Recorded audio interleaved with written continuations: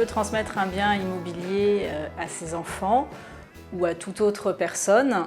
Ça va passer par une donation, donc il faudra obligatoirement passer devant un notaire puisque le notaire a le monopole de la transmission de tous les biens immobiliers.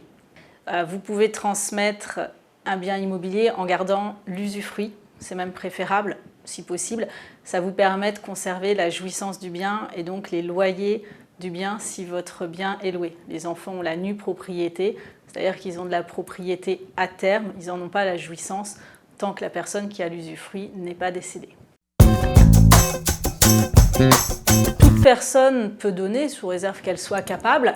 Elle peut donner à qui elle veut, en théorie. Après, en pratique, effectivement, on donne généralement des biens aux membres de sa famille, à ses enfants si vous avez des enfants, ou à des neveux et nièces, par exemple, pour ceux qui n'ont pas d'enfants. Pourquoi ? Parce que derrière, il y a toujours la question de la fiscalité. Et quand on transmet à ses enfants, on bénéficie des abattements fiscaux qui existent entre parents et enfants, qui sont actuellement de 100 000 € tous les 15 ans, par parent et par enfant. On peut donner un bien à son voisin. Alors, d'un côté fiscal, déjà, on va être taxé à 60%, parce qu'on est étranger fiscalement, donc c'est assez rédhibitoire. C'est-à-dire vous donnez un bien d'une valeur de 100, votre voisin doit redonner 60 à l'administration fiscale. Donc effectivement, ce n'est pas une opération très rentable, on va dire. Après, les enfants, effectivement, peuvent s'opposer à terme à la donation. Si vous transmettez votre patrimoine à des personnes qui ne sont pas vos enfants, on intervient au moment du décès ce qu'on appelle la réserve héréditaire. Et on vérifie au moment du décès de la personne qu'elle n'a pas trop donné par rapport à la réserve au minimum légal que doivent recevoir les enfants. Si elle a trop donné et qu'il n'y a plus assez pour les enfants, il y a ce qu'on appelle une indemnité de réduction. Et les enfants vont retoucher en valeur ce qui a été trop donné. Alors on peut donner l'intégralité de son patrimoine immobilier, c'est tout à fait possible, hein, il n'y a pas d'obligation de conserver du patrimoine immobilier. Alors si vous donnez tout votre patrimoine immobilier et que vous conservez l'usufruit, c'est une situation qui peut être intéressante parce que vous conservez la jouissance des biens. Et puis vous conservez effectivement les revenus du bien. Après, attention à ne pas tout donner, notamment si vous souhaitez donner votre résidence principale, parce qu'en cas de vente, une fois que le bien est donné, vous avez besoin de l'accord des enfants. Et normalement, au moment de la vente, on partage le prix entre les enfants qui ont reçu le bien, notamment la nue propriété, et l'usufruitier.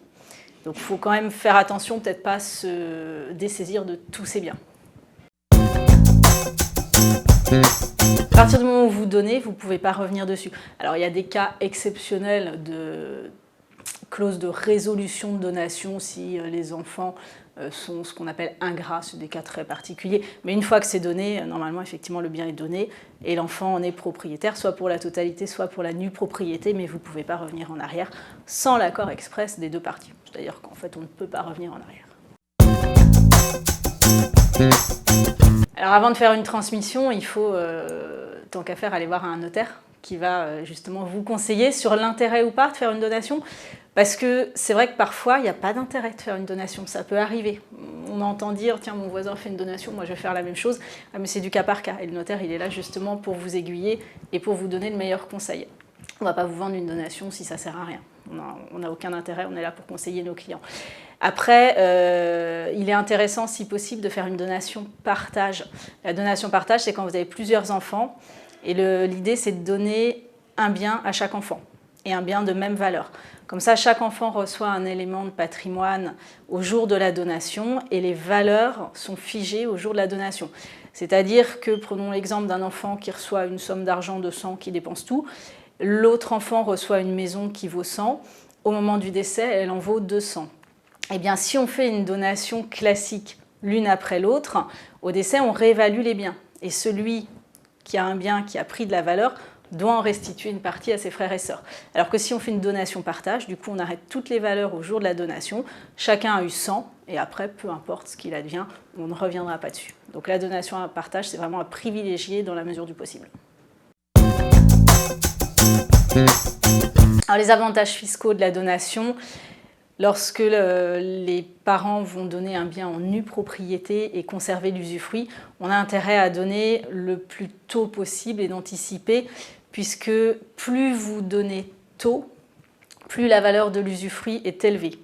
Je prends un exemple, vous avez entre 51 et 61 ans, vous donnez un bien en nue propriété, fiscalement, va considérer que vous donnez la moitié du bien. Et l'autre moitié qui correspond à l'usufruit sera transmise gratuitement au décès de la personne qui a l'usufruit. Si vous attendez, on va dire 71 ans pour donner le même bien, eh bien, fiscalement, on va considérer que vous donnez 70% de la valeur du bien et que l'usufruit que vous gardez ne vaut que 30%. Donc plus on donne tôt, plus fiscalement c'est intéressant et ça permet de conserver une part des abattements fiscaux pour recevoir d'autres biens. Le gros avantage est là, en fait. Oui. La donation par rapport à l'héritage. Oui, ouais, c'est qu'en fait, on anticipe, on conserve l'usufruit et plus on transmet tôt, plus on optimise la fiscalité au moment du décès, au moment de la donation aussi.